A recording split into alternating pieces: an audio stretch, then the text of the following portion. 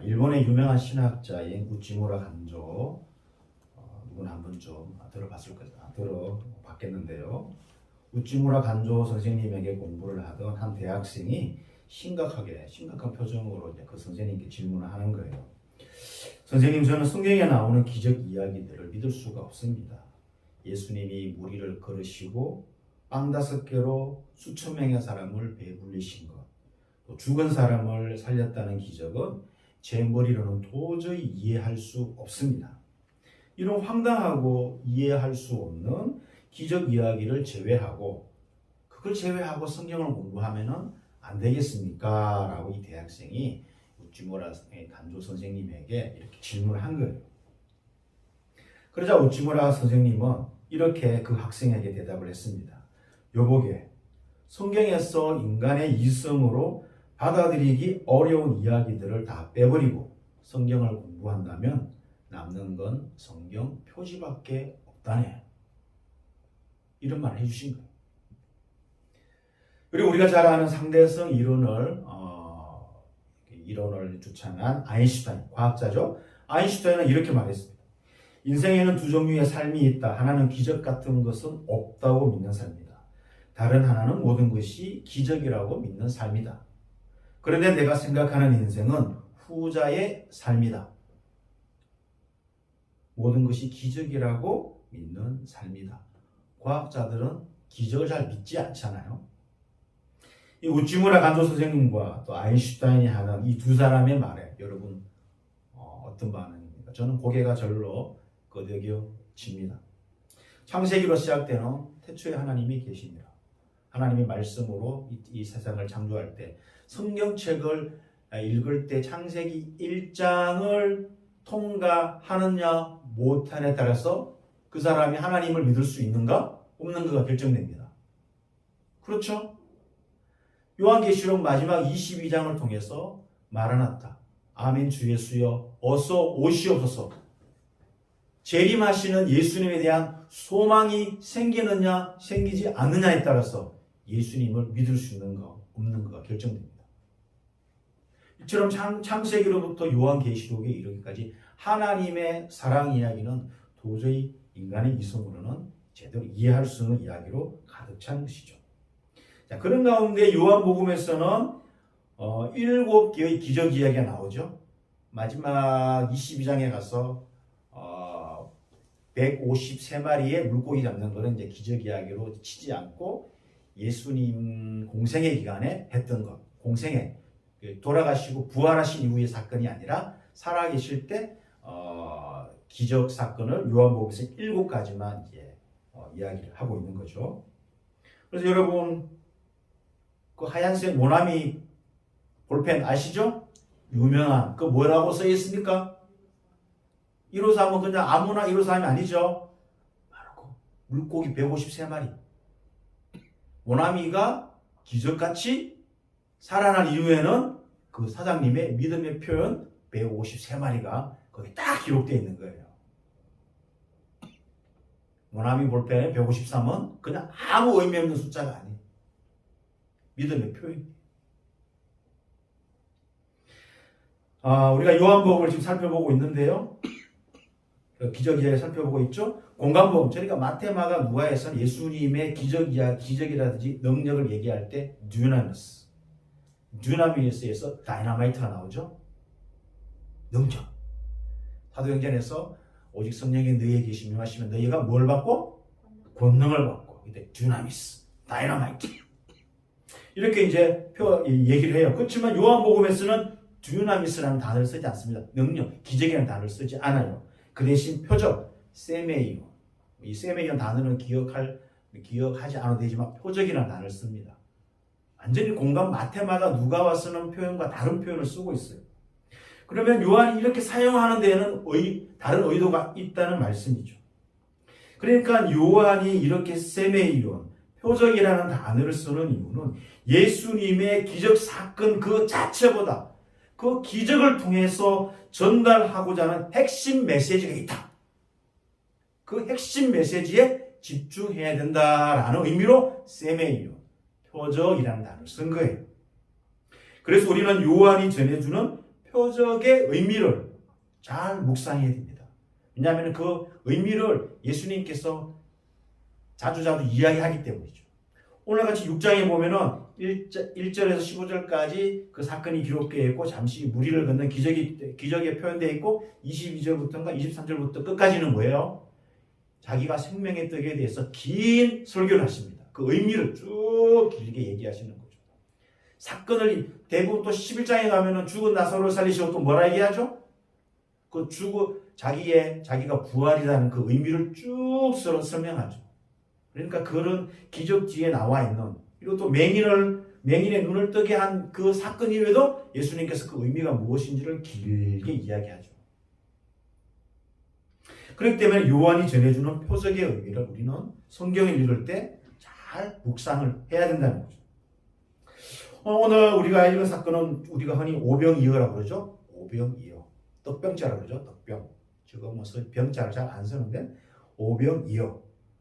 5개의 떡과 그리고 2마리의 물고기. 우리나라 말로 떡이라는 말을 쓰지만 저 유럽이나 중동 지역에는 떡이라는 표현 안 쓰죠? 떡 대신 뭐라 쓰죠? 빵이죠. 빵. 우리 빵이 정확한 말입니다. 빵. 오빵이요. 오빵이요. 이 유일하게 사복음서 전부에 기록된 사건입니다. 많은 그런 기적이 있지만 이 오병이어 사건은 마태, 마가, 누가, 요한에 공이 나와 있습니다. 사복음서 전부에 기록되었다는 것은 이 기적이 복음서에 차지하는 비중이 얼마나 중요한지를 우리에게 말해주는 거겠죠. 그런데 요한복음은 공간복음서에 기록된 것과 다른 점이 있습니다. 우리가 이거는 이제 병행절이라고 그러거든요. 그래서 이렇게 좀 여러분 성경책에 보면은 마태는 어디에 기록되어 있고 마가는 어디에 기록되어 있고 누가에 어디에서 기록되어 있는데 그걸 이렇게 따로 컴퓨터에 출력해서 본문을 이렇게 평행하게 나눴고 다 읽어보면은 또 기록하는 차이가 좀 다르다는 걸 알 수 있어요. 요한복음에서는 이 오병이어 기적을 베푸신 때가 어디냐면 유대인의 절기 유월절이 가까워지는 시점이었습니다. 바로 얘기하고 있죠. 4절. 마침 유대인의 명절인 유월절이 가까운지라. 6절에 나오는 유월절이 몇 번째 유월절일까요? 요한복음에서 2번째 유월절이에요. 그 2장에 가면은 가나 결혼잔치에 물로 포도주를 만드신 사건을 한 다음에 어디로 가셨죠? 유월절 기념하러 예루살렘에 가셨죠. 그러니까 2번째 유월절이에요. 요한복음에는 유월절이 3번 언급하고 있어요. 그래서 예수님의 사역 기간이 몇 년임을 알 수 있는 거죠? 3년. 6월절이 3번 나왔기 때문에 요한복음을 모르고 마태, 마가, 누가만 읽으면은 예수님이 한 1년 정도 사역하셨다는데 3년이라는 세월을 알 수 있는 것은 요한복음 때문이에요. 공간복음, 마태, 마가, 누가에서는 예수님의 행적이 갈릴리에서 예루살렘으로 직선으로 되어 있어요. 그 요한복음에서는 갈릴리에서 예루살렘, 다시 돌아와서 다시 가시고 이렇게 반복적으로 구성이 되어 있어요. 그래서 이 얘기를 왜 하필이면 6월절 가까이 오병이어 기적을 일으켰는가? 이 사건은 예수님의 뒷이야기라고 알 수 있어요. 유대인의 6월절을 능가하는 사건, 유대인의 6월절을 대체하는 사건, 유대인의 6월절을 완성하는 사건으로서 이 기적의 의미를 보여주시고자 한 거죠. 그래서 요한복음 초반 1장에 보라 세상죄를 지고 가는 하나님의 어린 양이 오다 누가 얘기했죠? 세례 요한이 얘기했죠. 하나님의 어린 양은 어디와 연관이 있죠? 유월절과 연관된 개념이에요. 그래 하나님의 어린 양 개념과 유월절 개념은 자연스럽게 그 개념이 여기에서 이어지게 되는 거죠. 그래서 오병이어를 통해서 예수님 자신을 뭐라고 표현합니까? 55절, 56절에 보면은 참된 양식, 참된 음료, 내 살을 먹고 내 피를 마시는 자, 좀 더 구체적으로 우리에게 말씀해 주고 있어요. 그리고 두 번째로 다른 점은 공간복음하고 다른 점은 큰 무리에게 빵과 생선을 나눠주는데 마태, 마가, 누가는 누가 나눠줬어요? 제자들이. 상식적으로 제자들이 나눠줘야 되죠. 수만 명의 사람을 나눠주는데 예수님이 혼자 어떻게 다 나눠줘요? 그럼에도 불구하고 요한복음에는 누가 나눠줘요? 성경책 읽었잖아요. 자, 11절에 보실까요? 저 11절 함께 읽겠습니다. 함께 읽겠습니다. 시작. 예수께서 떡을 가져 축사하신 후에 앉아있는 자들에게 나눠주시고 물고기도 그렇게 그들의 원대로 주시니라. 누가 줬어요? 예수님이 줬다고 되어 있어요. 근데 사실 예수님이 제자들에게 시켜서 제자들이 나눠준 거, 그거 원래 누가 나눠준 거예요? 예수님이 나눠준 거죠. 요한복음에서 제자들이 나눠줬다고 얘기하지 않고 누가? 예수님 당신이 직접 나누어 주었다라고 얘기하는 거예요. 이 사실은 뭐예요? 사람들에게 생명을 주는 떡이라는 예수님의 정체성을 강조하기 위해서 예수님 당신 자신이 나눠줬다고 하는 거예요. 그리고 세 번째로 다른 점은 뭐냐면 소년이 등장하지만 소년의 역할이 강조되지 않지만 소년이 가져온 빵의 재료가 뭐예요? 밀이 아니라 보리라는 거예요. 보리빵. 보리로 만든. 그래서 우리가 이 보리떡 5개라고 얘기하는 거죠. 보리라는 말이 요한복음이 그 재료명을 우리에게 얘기해 주었어요. 그리고 네 번째로 오병이어 사건에 대한 백성들의 반응이 기록된 곳은 요한복음뿐이에요. 이 오병이어 기적 사건이 일어나고 무리들이 백성이 어떻게 반응했는가? 그 반응을 기록한 것은 오직 요한복음뿐이라는 거예요. 뭐야 그게? 억지로 모셔다가 왕으로 삼으려고 했어요. 당시 갈릴리는 혁명의 소용돌이에 있었어요. 예수님 태어나기 전, 예수님이 태어나고 얼마 있어도 그런 소용돌이 계속 있었어요. 뭐예요? 자칭 메시아가 나타나서 그래서 로마하고 맞짱을 떠다가 수천 명의 사람들이 거기에 동참했다가 처참하게 로마 군대에 의해서 이 제압을 당하는. 그래서 어떻게 됐죠? 수만 명의 사람들을 십자가형을 처형해요. 예수님이 십자가형에 달린 게 아니라 이미 그 이전에 수만 명의 유대인들이 로마 군대로부터 뭘 당했다고요? 십자가형을 당했어요. 그건 뭐죠? 무자비하게 죽음으로써 식민 지배 국가에게 자, 잘 봤지? 함부로 우리 로마에게 덤벼들었다가는 이렇게 되니 할 수 있으면 해봐. 무력으로 시위하는 거죠. 무자비한 탄압인 거죠. 그런 것이 예수님 탄생 전과 탄생한 후기와 예수님 살고 있는 시기에 이 북쪽 갈릴리에는 늘 혁명의 소용돌이가 있었어요. 그에 반해서 예루살렘은 소용. 왜냐하면 권력의 중앙이 거기에 있기 때문에 권력을 쟁취하는 자들은 뭘 함부로 안 하죠? 혁명을 잘 안 해요. 왜냐하면 자기 권력을 유지해야 되기 때문에. 자, 여기서 우리가 던져야 할 질문이 있습니다. 우리가 교회에 나오거나 예수님을 믿기로 한 동기가 있다는 거예요. 저나 여러분들이나. 저는 소위 모태신앙. 이것도 못해, 저것도 못해, 모태신앙입니다. 모태신앙을 빗대어서 하는 말이 야, 너 모태신앙이야? 이것도 못하지, 저것도 못하지? 그래서 모태신앙. 나 모태신앙. 뭐 자녀 문제 때문에, 가정 문제 때문에, 심각한 건강 문제 때문에, 그리고 인생의 위기의 순간 이것을 어떻게 할 수 없어서 헤매다가 교회 가면 해결해 줄 수 있겠지. 뭐 어떤 사람은 인생의 참된 의미를 발견하기 위해서 어떻게 하면 인생을 좀 더 보람있게, 의미있게 보낼 수 있겠는가? 각양 다양한 목적으로 예수님 믿기를 시작한다는 겁니다. 여기에 앉으신 여러분들도 다양한 목적에서 다양한 동기에서 예수님을 믿기 시작했다는 겁니다. 오늘 본문의 큰 무리는 예수님을 따르는 동기가 있었습니다. 그렇죠? 성경에 기록되고 있죠? 우리 또한 예수님을 믿고 따르는 동기가 있습니다. 그래서 우리는 이참에 오병이어 사건을 통해서 이런 동기들을 살펴봄으로써 이 동기가 내가 주님을 믿는 동기가 바른가? 아니면 우리처럼 잘못된 그릇된 동기에서 유발되었는가? 그래서 이런 동기들을 살펴보고 무엇이 진정한 예수님을 따르는 동기가 되어야 하는지 그걸 살펴보고자 하는 거죠. 그래서 첫 번째 살펴볼 것은 바로 무리의 동기, 큰 무리의 동기입니다. 큰 무리가 예수님을 따르는 동기는 뭐예요? 그분의 표적을 보았기 때문에.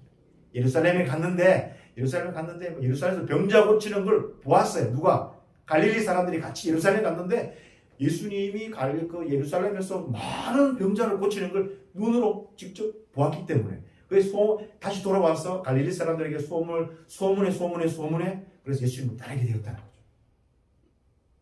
여러분, 이스라엘 초대왕 사울은 어떻습니까? 평상시에 하나님 말씀을 무시하지 않았습니다. 그런데 블레셋이 침공하고 다급해지자 자신이 직접 제사를 드리고 말았죠. 사무엘, 기다리세요. 7일간 기다리세요. 기다리라고 사무엘이 분명히 얘기했는데 사무엘이 오지 않자 자기가 너무 다급해가지고 제사를 드려버렸어요. 나중에 사무엘에게 뭐라고 합니까? 부득이해서 그랬다. 이 부득이하다는 말이 몇 번 나오죠? 3번 연거푸 나옵니다. 사무엘에게 내가 부득이했어. 내가 부득이했어. 내가 부득이했어. 3번을 쓰고 있어요. 그 장에서.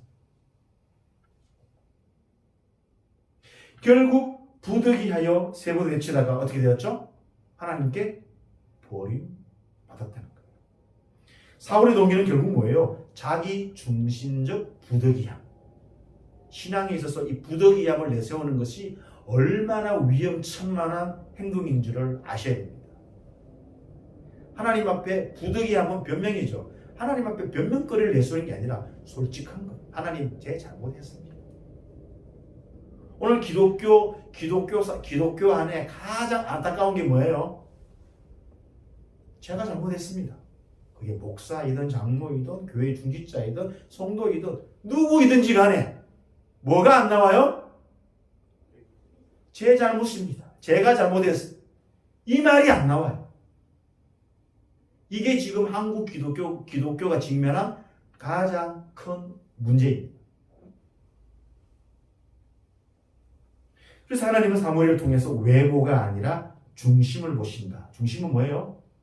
동기. 그 동기가 무엇인지 보신다고 우리 하나님은 말씀하신 거예요. 제가 요한복음의 7가지 표적을 많이 다뤘죠. 두서없이 9장에도 맹인도 다루었고 또 38년대 병자도 다루었고 5장 가서 다루었고 지금 6장 왔는데 갈릴리 가나 혼인잔치에서 물로 포도주로 변화시킨 기적을 제가 변화의 관점에서 한번 이야기를 해보았습니다. 그리고 지난달에 신하의 아들을 치유하신 사건은 무엇? 믿음이라는 관점을 통해서 믿음은 어떻게 출발하는가에 대해서 살펴보았고, 그리고 5장에 나오는 38년 된 병자는 절망이라는 관점에서 바라보았고, 그리고 오늘 네 번째인데요. 오병이어는 동기의 관점에서 살펴보고자 하는 거죠. 그래서 4절에 마침 유대인의 명절이 가까운지라 6월절 시기를 앞두고 있은 거죠. 성경에는 갈릴리 바다, 그리고 또 요한복음에는 뭐라 그러죠? 이 갈릴리 바다를 디베랴. 그래서 이 갈릴리 바다를 바다라 하기도 하고 호수라 하기도 합니다. 사실은 호수가 정확한 명칭이죠. 근데 워낙 크니까 바다라 하기도 합니다. 바다라고 부르는데 유대인들은 바다를 구경을 잘 안 해봐가지고 너무 넓으니까 그게 바다인 줄 알고 바다라는 표현을 혼용해서 씁니다. 그래서 이런 갈릴리 바다를 갈릴리, 디베랴, 게네사렛, 긴네렛 이렇게 4가지 명칭으로 부릅니다. 갈릴리, 디베랴, 그리고 게네사렛, 긴네렛 4가지 명칭을 부르지만 다 뭐라고요? 갈릴리 호수입니다.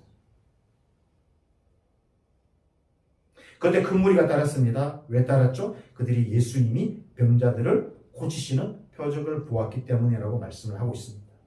이전과는 달리 예수님 곁에 모이는 규모가 달랐습니다. 그전에는 소수 몇 사람만 추정했다면 이제는 그 소문을 타고 수많은 사람이 구름 같은 관중이 성인 남자만 5천 명이었으니까 여자들이 더 따르고 아이들도 있다고 치면 최소한 2만 명, 15,000명에서 2만 명은 따랐다. 어마어마한 2000년 전에 한 2만 명 따랐다면 어마어마한 거죠. 예수님의 인기가 오늘날로 얘기하면 연일 상종가를 치닫고 있었던 거죠. 떨어질 줄 모르고 계속 주식가가 계속해서 연일 상종가를 치고 있으면 떨어질 줄 모르는 그런 인기가 있는 것처럼 예수님의 인기도 그랬죠. 예수님의 인기가 그렇게 올라갈 때 세례요한은 뭐라 그랬죠? 그는 흥하여야 되겠고 나는 쇠하여야 되리라. 세례요한을 통해서 그리스도인의 참된 모습을 우리가 바라보게 되는 거죠. 2절에 이런 말이 기록되어 있습니다. 큰 무리가 따르니에다가 밑줄을 치십시오. 따르니라는 말은 복음서에서 제자들을 가리킬 때 얘기합니다. 마태복음에서 우리 김진영 목사님이 주를 설교할 때 너는 나를 따르라 또 내가 주님을 따르겠습니다. 그 따르라는 표현이 뭐예요? 제자로서 예수님을 따른다는 표현이에요. 그러면 큰 무리가 예수님을 따랐으니까 이 큰 무리가 다 예수님의 제자일까요? 진정한 제자였을까요? 그렇지 않다는 것을 우리는 압니다. 66절에 그때부터 그의 제자 중에서 많은 사람이 떠나가고 다시 그와 함께 다니지 아니하더라. 예수님께서 자신의 살을 먹고 자신의 피를 마시라고 그 말을 함부로 이게 뭐야? 우리가 뭐 식인종이 되란 말이야? 아주 심각한 말씀을 하셔가지고 그분에 따르는 제자들 가운데 많은 사람이 그분을 떠났다고 66절에 기록하고 있습니다. 무리의 믿음은 기적의 바탕을 둔 것이기 때문에 어떻게 보면 초보적이고 부분적인 믿음에 불과한 거죠. 무리는 예수님을 통해서 자신들의 바람을 채우고 자신들의 그 잘못된 동기 그걸 해결하려고 주님을 따랐다는 거죠. 그게 뭐예요? 오늘 우리가 읽었던 14절에 이렇게 되어 있습니다. 이 표적을 보고 오병이어의 표적을 보고 말하되 이는 참으로 세상에 오실 그 선지자 그냥 선지자가 아니라 그 선지자는 뭐죠? 세상에 오실 그 선지자는 바로 신명기 18장 15절에 모세가 예언한 후대에 나 같은 선지자가 다시 일어날 거야. 너희들은 그의 말을 잘 들어야 돼. 라고 모세가 예언한 그 선지자를 얘기합니다. 새로운 모세라는 거죠. 옛 모세는 이스라엘 백성들을 애굽에서 해방한 것처럼 이 새로운 모세가 현 로마 제국에서 이스라엘을 해방할 자로 생각하고 그 선지자라고 부르는 거예요. 이들은 예수님 말씀을 받아들이지 못하고 결국은 어떻게 했죠? 예수님은 떠나버렸어요. 왜 떠났죠? 자신들은 그 선지자인 줄 생각했지만 예수님 말씀을 듣고 보니까 그 선지자하고 너무 거리가 먼 거예요. 자기들이 생각하고 예수님께서 말씀하신 자기 정체성과 너무 갭이 큰 거예요. 차이가 큰 거예요. 한마디로 자신들의 생각과 너무나 달랐기 때문에 잘못된 동기의 바탕을 둔 믿음은 언제든지 버려질 수 있다는 것을 우리에게 보여주는 거예요. 오늘날 우리 또한 이와 비슷한 동기로 예수님을 따르는 경우가 있습니다. 어디 유명한 부흥사가 나타나서 치유 사건을 베푼다는 말에 얼마나 많은 사람들이 열광합니까? 선제들. 그때나 지금이나 이런 비슷한 동기가 강하게 작용합니다. 근데 여기까지는 좋습니다. 그런 동기로 주님을 따르는 그 첫 출발 좋습니다. 그러나 그것에 너무 과하게 집착할 때는 신앙이 왜곡되고 자기 생각대로의 믿음으로 계속 왜곡되는 그런 경향이 있을 수 있다는 거죠. 그래서 우리는 주님을 따르는 동기를 자주 점검해 보아야 됩니다. 이 정기적으로 자기가 저나 여러분들이나 주님을 따르는 동기를 정기적으로 점검해 보아야 합니다. 나는 지금 무슨 동기로 예수님을 따르고 있는가? 나의 생각과 주님의 생각이 다를 때 나는 무리처럼 예수님의 말씀을 저버리고 그분을 떠나지 않을까?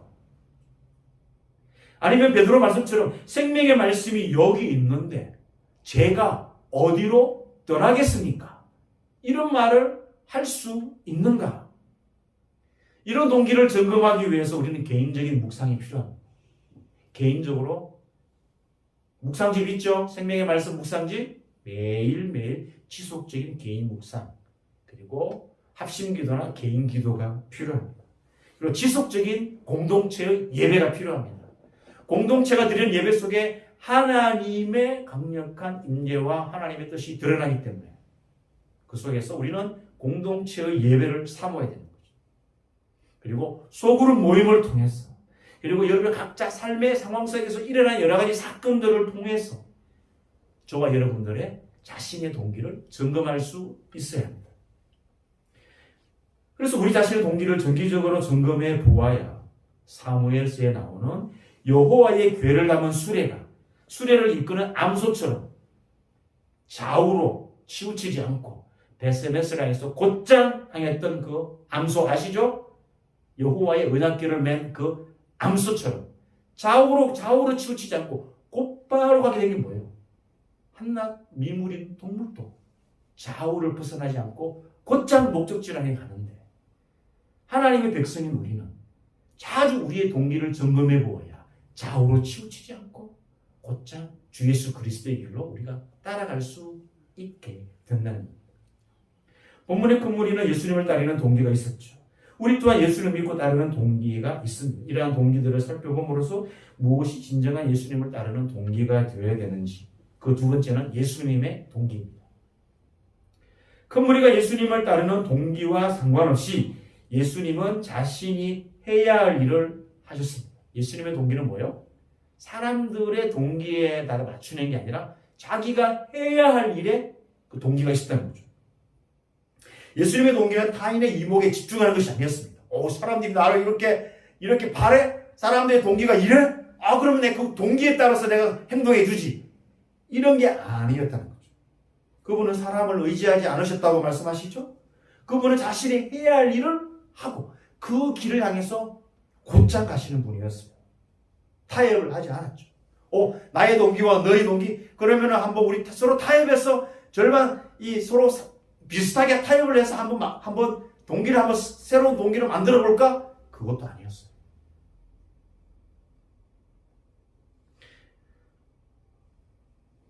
이전에 보지 못한 이 무리들의 반응에 예수님은 열광하지 않았습니다. 그 무리들의 열광에 예수님은 반응하지 않았습니다. 공관복음에서는 무리를 향한 그분의 감정이 뭐였죠? 긍휼함. 목자 없는 양같이 길 잃은 양처럼 막 길을 잃고 떠도는 목자 없는 그 처지, 그 긍휼함이었습니다. 먹지 못해 기진할 것 같은 하나님의 백성을 향한 안타까움. 공관복음에서는 이미 자기와 있은 지 3일이 있었는데 먹을 것이 별로 없었다. 근데 또 다시 또 먼 길을 또 떠나보내면은 가다가 기진해서 쓰러질 것 같으니 내가 그들을 먹여야 되겠다. 이런 동기가 있었어요. 예수님은 무리들의 동기에 아랑곳하지 않았지만 그들을 받아주고 용납하신 거예요.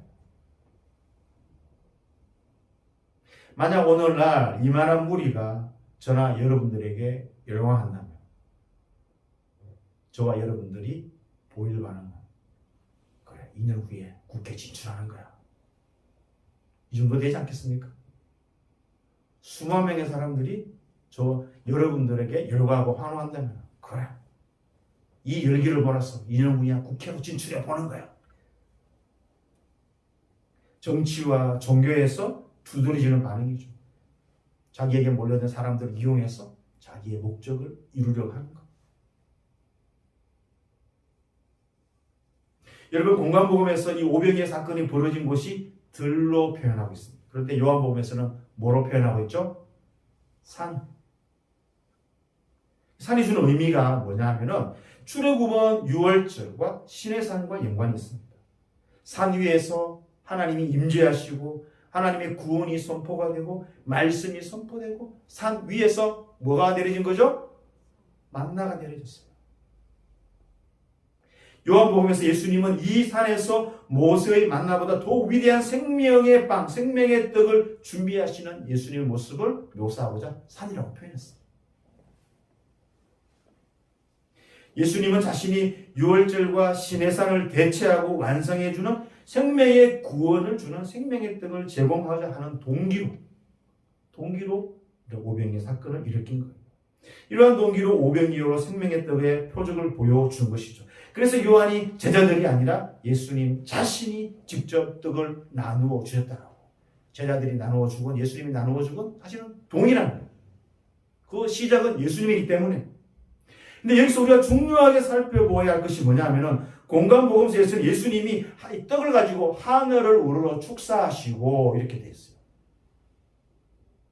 그래서 사람들에게 떡과 물고기를 나누어 주었어요. 이때 축사하다라는 말은 찬송하다, 축복하다라는 뜻입니다.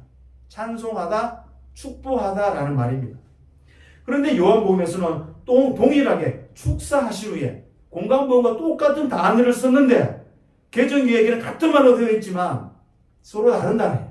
똑같은 축사하다고 번역을 했지만 공관복음에서 사용하는 단어와 오늘 요한복음에서 사용하는 단어는 다른 단어예요. 그 요한복음에서 사용하는 기본적으로 뭐냐면 감사하다라는 뜻이에요. 이 축사하다는 말의 의미에 감사하다는 말이 있어요. 공간복에서 예수님께서 유월절을 맞이하여 예루살렘에 입성하셨잖아요. 그리고 체포되기 직전에 제자들과 뭘 했죠? 마지막 만찬을 했었죠. 그때 떡과 포도주를 나눠주는데 떡에 대해서는 축사하시고 찬양하다, 축복하다라는 말을 했지만 포도주에 대해서는 뭐라 했죠? 감사했다라고 표현했어요. 마지막 만찬에서 사용하는 말을 요한은 오병이어 기적에서 사용하고 있다는 거예요. 여기서 우리가 또 눈여겨봐야 할 것은 예수님 요한복음에서 6월 그 세 번째 6월절에 예루살렘에 가셨을 때 읽어보면은 마지막 만찬이 기록되어 있잖아요. 마테마가 누가에서는 마지막 만찬이 기록되어 있는데 요한복음에서는 마지막 만찬이 기록된 게 아니라 뭐가 기록되어 있죠? 세족 사건, 세족식, 제자들이 반을 시킨 것. 그래서 우리가 가끔씩 세족식을 하잖아요. 그게 어디서 나왔죠? 예수님으로부터. 그럼 아주 길게 성령과 그리고 또 예수님 기도가 기록되어 있죠. 마지막 만찬, 떡과 포도주에 대해서는 기록이 안 나와 있어요. 그런데 어디에? 요한복음 6장에서 나와 있어요. 이 떡 사건을 통해서. 나중에 가서 내 살과 내 피, 분명히 얘기해 주는 거죠. 그래서 성만찬을 6월절을 맞이하여 베푸신 오병이어 사건을 통해서 자신의 몸과 피를 나누어 주시는 생명을 주시는 것으로 말씀하고 미리 얘기하고 있는 거예요. 내 살을 먹고 내 피를 마시는 자는 영생을 가졌고 마지막 날에 내가 그를 다시 살리리니 내 살은 참된 양식이요 내 피는 참된 음료로다. 내 살을 먹고 내 피를 마시는 자는 내 안에 거하고 나도 그의 안에 거하나니. 55절 56절 이렇게 기록되어 있습니다. 예수님은 자신이 해야 할 일, 그분의 동기는 세상 사람들에게 생명의 떡, 생명 자체를 주시는 것이었습니다.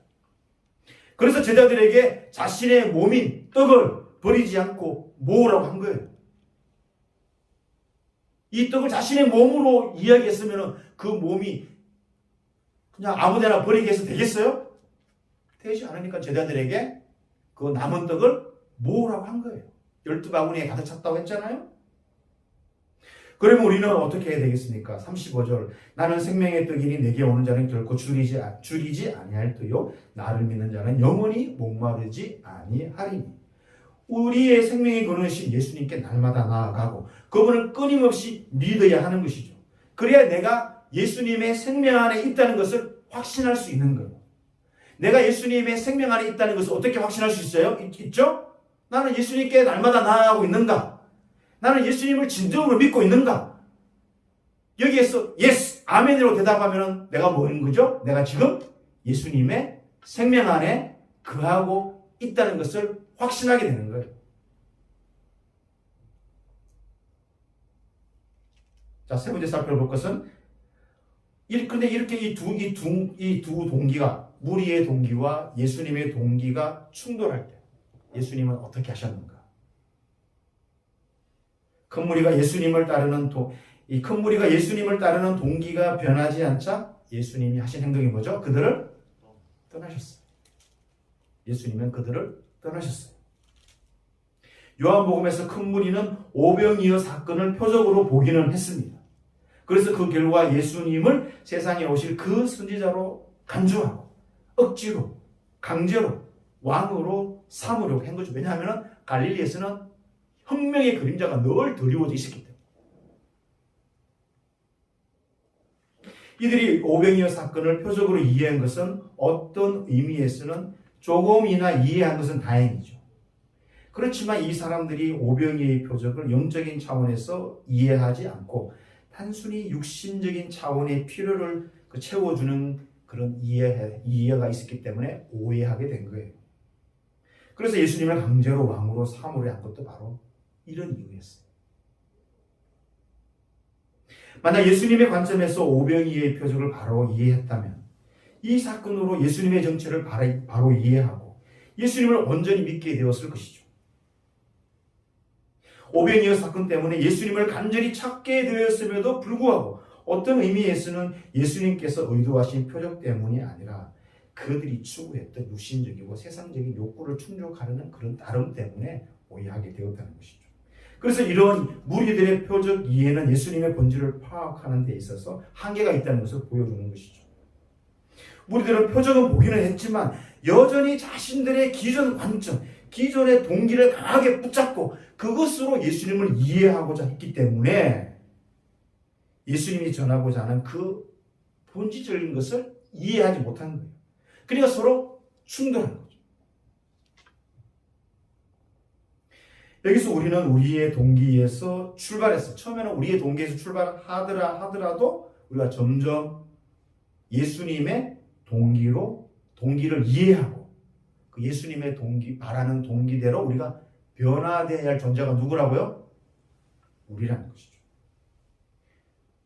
첫 출발에는 여러 가지 동기가 허락되었지만 예수님을 알아가고 믿으면 믿을수록 그분의 동기가 우리에게 강한 영향력을 미치고 우리의 삶을 변화시키도록 우리 자신을 그분의 동기 앞에 열어놓아야 된다는 거죠. 그런데 우리처럼 자기들이 기존에 갖고 있는 동기, 기존에 갖고 있는 생각을 내려놓지 않고 포기하지 않는다면 어떻게 되는 거죠? 예수님을 떠나든지 예수님을 떠나든지 예수님이 떠나든지 이렇게 되는 거예요. 그리고 우리가 주님을 믿으면서 성숙, 변화는 일어나지 않는 거예요. 우리의 최고의 목적은 뭐예요? 그리스도의 장성한 분량에 이르도록까지 성장하고 성숙하는 것이 우리의 최고의 목적이에요. 예수님은 우리처럼 우리의 동기도 변화되기를 원하십니다. 그렇지 않으면 그분을 따르는 큰 무리가 아무리 열광한다 할지라도 우리 주님은 그 자리를 떠나고 말 것이기 때문입니다. 우리가 예수를 믿고 따르는 동기가 잘못되었는데 계속 그것을 고수한다면 주님은 무리를 떠나신 것처럼 저나 여러분들에게도 떠날 수 있다는 사실을 알아야 됩니다. 말씀을 맺도록 하겠습니다. 사랑하는 성도 여러분, 저와 여러분의 동기가 무엇입니까? 예수님을 따르고자 하는 동기가 무엇입니까? 그 동기가 주님을 만나고 여러분의 삶을 변화시키고 있습니까? 아니면 지금도 여전히 나의 동기를 만족시켜줄 다른 것을 찾고 있는 것은 아닙니까?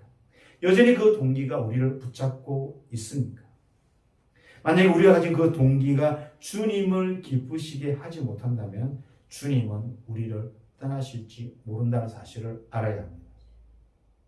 그러나 우리에게는 생명의 떡이신 예수님이 계십니다. 베드로의 말씀처럼 영생의 말씀이 주께 있는데 우리가 누구에게로 가겠습니까? 이런 동기와 고백으로 신실하게 예수님을 따른다면 예수님은 저와 여러분들을 변화시키고 그분의 신실한 제자로 이끌어 주실 분이라는 것을 믿어 의심치 않습니다. 이런 동기로 주님을 따르는 저와 여러분이 되시기를 주님의 이름으로 축원합니다. 아멘.